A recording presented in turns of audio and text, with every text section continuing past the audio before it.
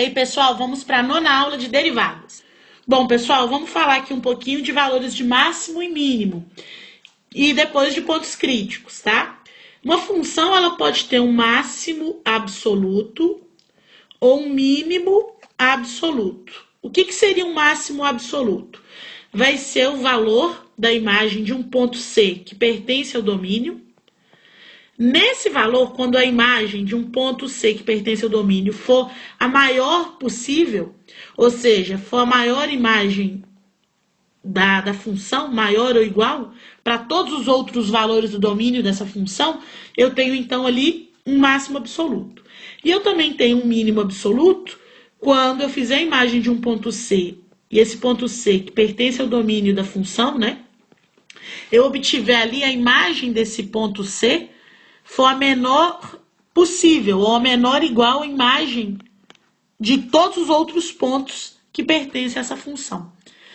Isso vai ser um máximo absoluto ou um mínimo absoluto. Então, o máximo absoluto vai ser a maior imagem que eu consigo dentro de uma função, de todos os pontos que pertencem ao domínio. E o mínimo absoluto vai ser a menor imagem de todos os pontos que pertencem ao domínio de uma função. A gente também pode ter máximos ou um máximo local e um mínimo local. O que seria um máximo local e um mínimo local? Vai ser o máximo num intervalo determinado dessa função. Então, digamos que eu tenho um intervalo lá dessa função e a imagem de um ponto C vai ser a maior ou igual, né, à imagem de um ponto X que é próximo a esse ponto C.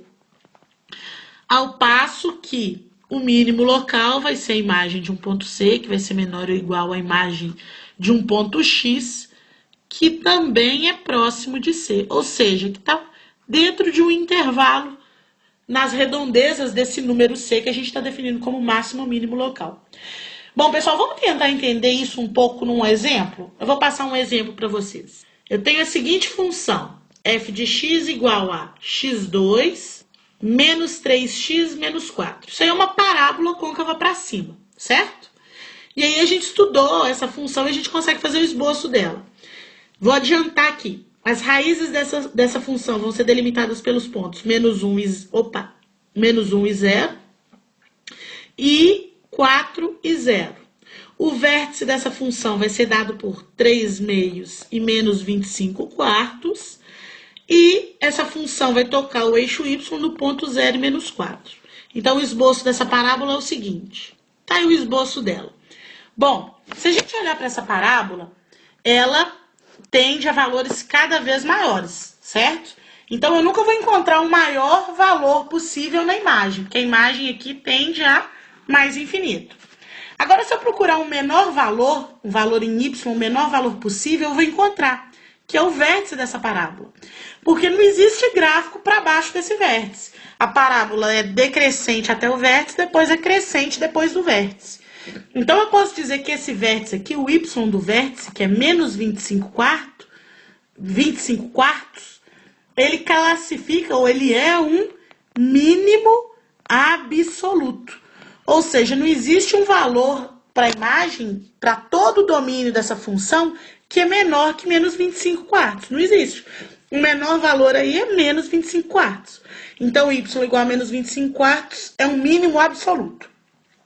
Já eu posso olhar um intervalo dessa parábola e verificar um máximo ou mínimo local. Por exemplo, se eu considerasse o intervalo de menos 1 a 0, que é esse intervalo aqui, ó, de menos 1 a 0. De menos 1 a 0, o gráfico é esse pedaço de parábola aqui, ó. E aí, reparem que os valores de máximo ou mínimo a gente olha com relação à imagem, com relação a y. Se eu olhar o ponto x igual a menos 1, a imagem de menos 1 é 0. E se eu olhar o ponto x igual a 0, a imagem de 0 é o valor menos 4.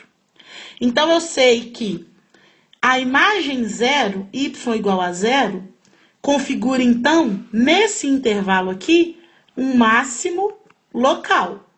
Porque nesse intervalo aqui, ó, de menos 1 a 0, não existe uma imagem maior do que 0, que é a imagem do ponto x igual a menos 1. Do ponto não, do valor de x igual a menos 1. E ao passo que, se eu olhar para a imagem menos 4, y igual a menos 4, eu tenho aqui um mínimo local, porque eu não tenho menor valor aqui para a imagem. A menor imagem no intervalo de menos 1 a 0 é a imagem do ponto 0, que é menos 4. Então, no intervalo de menos 1 a 0, a imagem de menos 1 configura o máximo local e a imagem de 0 configura o mínimo local. Então, tá aí um exemplo de máximo e mínimo local. É num intervalo estabelecido. A gente também poderia analisar, ter um exemplo de máximo absoluto. Se eu tenho uma parábola côncava para baixo, por exemplo, o vértice dessa parábola configura um máximo absoluto, porque essa parábola vai crescer até o vértice, depois vai decrescer. Depois desse vértice, eu não tenho imagem maior do que ele. O vértice, o y desse vértice, é o maior possível. Não existe para uma parábola um y maior do que o y do vértice. No caso dela ser côncava para baixo. No caso de parábolas, a gente já pode garantir que os vértices vão ser máximos ou mínimos absolutos. Basta saber se essa parábola é côncava para cima ou côncava para baixo. Se ela for côncava para cima, o y do vértice é o mínimo absoluto. Se ela é côncava para baixo, o y do vértice é o máximo absoluto. Bom, pessoal, vamos falar agora um pouquinho de pontos críticos. Para a gente entender um ponto crítico, a definição dele é muito clara. Um ponto crítico é quando a gente calcula a derivada naquele ponto e essa derivada dá zero ou não existe. Se a derivada naquele ponto for igual a zero ou não existir, esse ponto aqui é classificado como um ponto crítico. Então, vamos ver um exemplo. Ó. F de x igual a x elevado a meio, que multiplica 4 menos x. Para a gente definir um ponto crítico, a gente tem que estudar a derivada dessa função e verificar quando essa derivada é igual a zero ou quando ela não existe. Para os valores de x, que a derivada dessa função for zero ou não existir, aqueles valores de x configuram um ponto crítico. Então, vamos derivar aqui, ó, derivada dessa função. Como ela é um produto, vai ser usando a regra do produto, né? X elevado a meio derivado vezes 4 menos x, mais x elevado a meio vezes a derivada de 4 menos x. Bom, derivada de x elevado a meio vai dar meio, que multiplica x, o expoente eu tiro 1. Meio menos 1 dá menos meio. Vezes 4 menos x. Opa, ficou ruim meu x aqui. Mais x elevado a meio, vezes a derivada de 4 menos x. Derivada de uma constante é zero e derivada de menos x dá menos 1. Então, a derivada aqui passa a ser as duas frações. 4 menos x sobre 2, que multiplica x elevado a meio. O que eu fiz aqui? Eu passei esse expoente negativo para baixo de uma vez. Mais não, né? Porque menos 1 vezes x elevado a meio dá menos x elevado a meio. Bom, para fazer essa subtração aqui, eu tenho que tirar mínimo. O mínimo vai ser, então, 2 que multiplica x elevado a meio. Então, 2 que multiplica x elevado a meio dividido por 2 que multiplica x elevado a meio dá 4 menos x. E 2 que multiplica x elevado a meio dividido por 1 dá 2 que multiplica x elevado a meio. Menos x elevado a meio dá menos 2. X elevado a meio vezes x elevado a meio, eu somo os expoentes. Meio com meio dá 1. Simplificando aqui, eu vou ter que a derivada dessa expressão vai ser 4 menos 3x sobre 2 que multiplica x elevado a meio. Deixa eu apagar a lousa e escrever ela aqui em cima. Então, tá aí a derivada dessa função. Bom, a gente sabe que x elevado a meio é a mesma coisa que raiz de x, né? Então, tá aí, da forma mais sucinta possível. Bom, vamos então diagnosticar os pontos críticos dessa derivada, dessa função, né? Bom, para que eu tenha um ponto crítico, ou a derivada, qual é o valor de x para que essa derivada dê igual a zero, ou qual o valor de x que eu tenho que determinar para essa derivada não existir. Vamos começar para o caso dela não existir. Para que essa derivada não exista, o denominador tem que dar zero. E para que esse denominador dê igual a zero, o x tem que valer zero. Então, se o x valer zero, o denominador dá zero e essa função, essa expressão aí não vai existir, né? A derivada não existirá. Então, um dos pontos críticos é x igual a zero. Porque se x for zero, a derivada não existe. Outro ponto crítico é quando essa derivada dá zero.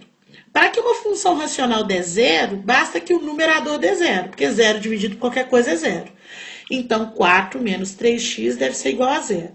Logo, menos 3x igual a menos 4. Multiplicando essa expressão por menos 1, eu tenho que 3x igual a 4, x igual a 4 terços. Então, se x for 4 terços, a derivada vai dar exatamente 0. Então, x igual a 4 terços é outro ponto crítico dessa função. E aí eu tenho uma observação. Se a função tiver um máximo ou mínimo local nesse ponto C, então C é o ponto crítico da função. Bom, pessoal, espero que essa análise tenha ajudado vocês a entender o que são máximos e mínimos locais absolutos e entender um pouquinho do conceito de ponto crítico. Eu vejo vocês na próxima aula. Tchauzinho!